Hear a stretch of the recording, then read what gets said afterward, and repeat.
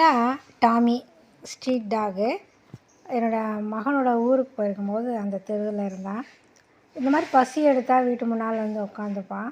பாருங்கள், கையை தூக்கி கேட்டு உரிமையாக கேட்டு வாங்கி சாப்பிடுவான். பாருங்கள், அவனுக்கு பசிக்குது.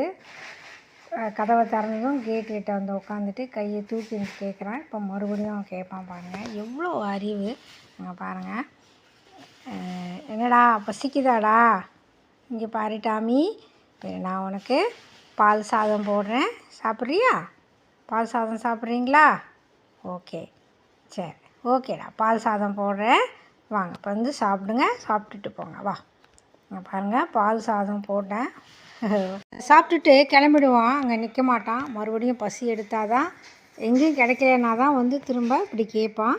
கேட்டு வாங்கி சாப்பிட்ணும் அப்படிங்கிற அந்த ஒழுக்க பண்பை இந்த நாய் எப்படி கடைபிடிக்குது பாருங்களேன்.